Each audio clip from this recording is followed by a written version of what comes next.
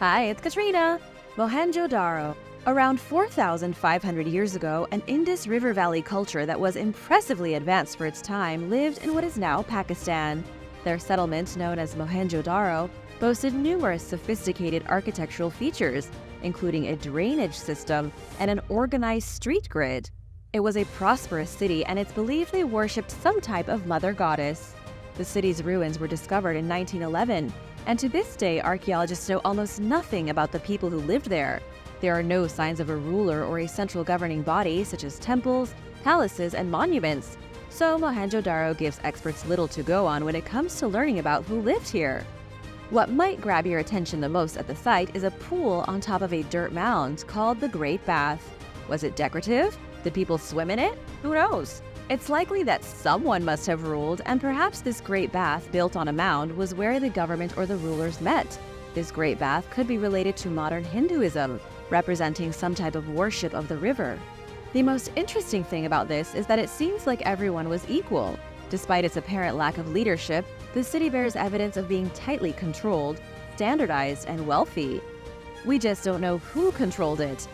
Expensive building materials and artifacts made from luxury materials like ivory and gold testify to Mohenjo Daro's former glory. Experts only know what they can glean from the limited array of artifacts left behind at the site. There are gold and terracotta statues of girls dancing, all kinds of animals such as birds, monkeys, and dogs, and a few seals with the swastika symbol, which is common in Indian religions such as Hinduism and Jainism. Archaeologists were shocked at the first sculptures of people that they found because the human figure was captured so well. The statues looked almost Greek, but they were made 3,000 years before. In addition to not knowing who the city's inhabitants were, researchers are left wondering why Mohenjo Daro abruptly collapsed, leaving just a handful of people behind. Anna Baker's wedding dress. In 1936, a mansion in Pennsylvania was purchased by Elias Baker.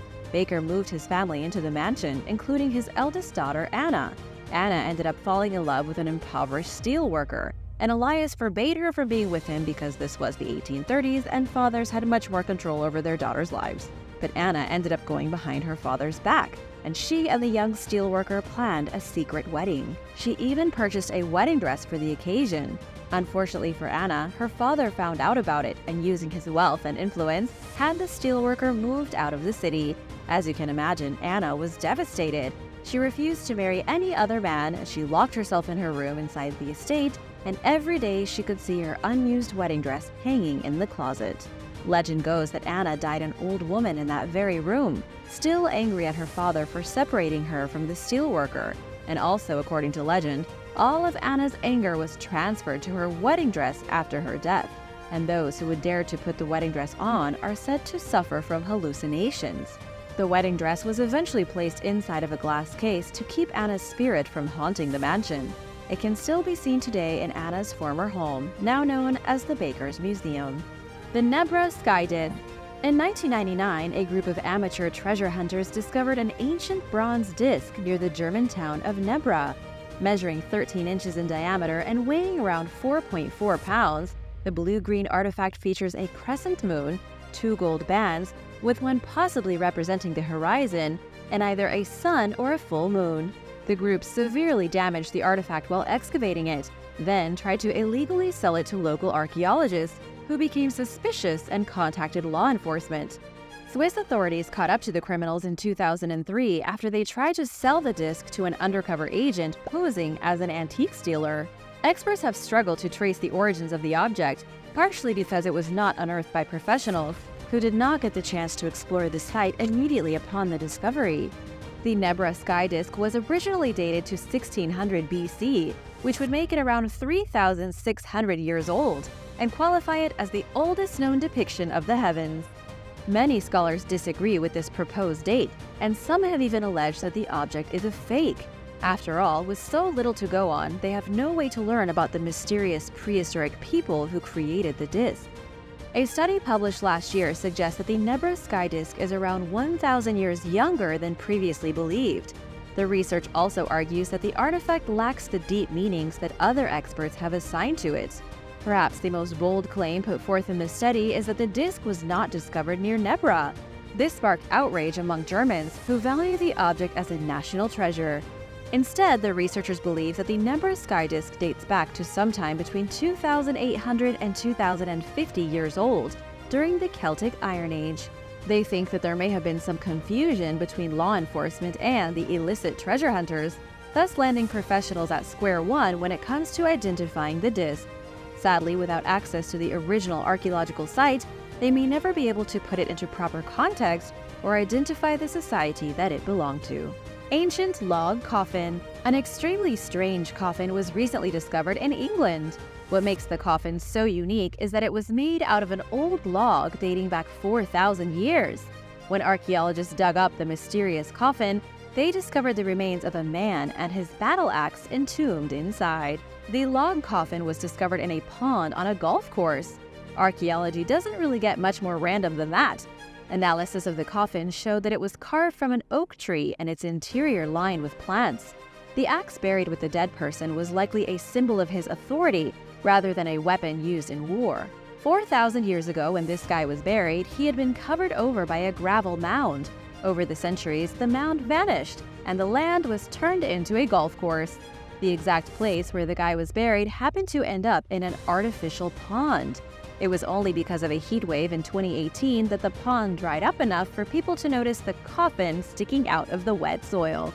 Unfortunately, nobody knows who the mysterious man in the coffin was when he was alive. Even more, they don't know if there are more mysterious burials hidden underneath other parts of the golf course. The business is probably not going to let them excavate the whole place, so they'll just have to focus on the one coffin for now. They hope to have it fully investigated and on display in the next 2 years. Looted coins. The Israel Antiquities Authority has recently recovered hundreds of ancient coins that were looted from archaeological sites, according to the Jerusalem Post. Agents from the IAA's Robbery Prevention Unit found the hoard while raiding a suspect's home in the city of Bnei Brak. The artifacts include gold, Byzantine, and Islamic coins, hundreds of Roman coins, and dozens of Hasmonean coins. You've probably heard of the other ones, but the Hasmonean dynasty lasted about 80 years and is referred to by some scholars as an independent kingdom of Israel until they were conquered by the Roman Republic and the ruling family was replaced by Herod the Great. IAA Trading National Inspector Ilan Haddad told the news outlet that the suspect worked as an illegal antiquities dealer trading in both legal and illegal artifacts, including items that were smuggled in from other countries. There are a lot of gray areas when it comes to dealing with archaeological artifacts. Haddad pointed out that looting causes irreversible damage to archaeological sites and artifacts by taking them out of context. As a result, valuable information and stories are lost forever to history. Looting is a major problem in Israel, and archaeologists are racing against the clock to excavate important sites before they are destroyed by thieves and artifacts are stolen and spread all over the world. The IAA is especially focused on the caves near the Dead Sea, where the Dead Sea Scrolls were found. Criminals have targeted the site for decades, and at this point, the agency needs to collect what it can before more artifacts disappear. The Curse of the Terracotta Army. The Terracotta warriors were discovered when a team of Chinese farmers were digging a well in a village in 1974. They stumbled upon what would become one of the largest archaeological discoveries in modern times. This was the Terracotta Army, a priceless collection of statues built 2,200 years ago to protect the first emperor of China during his journey into the afterlife. However, that's where the good news ended for the villagers. They felt like they were punished for what they had found. Their farmland was almost immediately seized by the government. Then their homes were demolished to make way for the gift shops and the tourist center. The village, which itself was about 2,000 years old, was destroyed. According to an in-depth report from the Daily Mail, in the end, almost all the men involved in finding the famous army died in their early 50s, with no jobs and no money. While millions of tourists, lots of businesses, and uncounted dollars have flowed through the area since the discovery, the villagers were practically obliterated. Roman dodecahedron. No Roman artifacts have stumped experts as much as the dodecahedron. These bizarre artifacts are not mentioned in Roman texts, and over 200 experts have unsuccessfully tried to determine their use. Some believe that dodecahedra were somehow used in astronomical equations, such as calculating the best time for planting winter crops, or as surveying instruments for measuring land distances. The most credible theory suggests that the objects were used for knitting or crocheting. One student even tested the idea and created a glove. It's also possible that dodecahedra were nothing more than decorations or children's toys. The dodecahedra are small, hollow copper alloy objects with 12 flat pentagonal faces that have holes of varying diameters in the center. They range in size from 1.6 to 4.3 inches and date back to between the 2nd and 4th centuries. The first dodecahedron was found in 1739. Since then, at least 116 of them have been discovered throughout Central Europe. The southernmost dodecahedron was found in Arles, France, and the northernmost appeared near Hadrian's Wall in northern Britain. For nearly 3 centuries, the object's purpose has remained a mystery. Found in an unusual variety of places, including public baths, temples, and military camps, dodecahedra lack the consistency needed to gain useful archaeological context.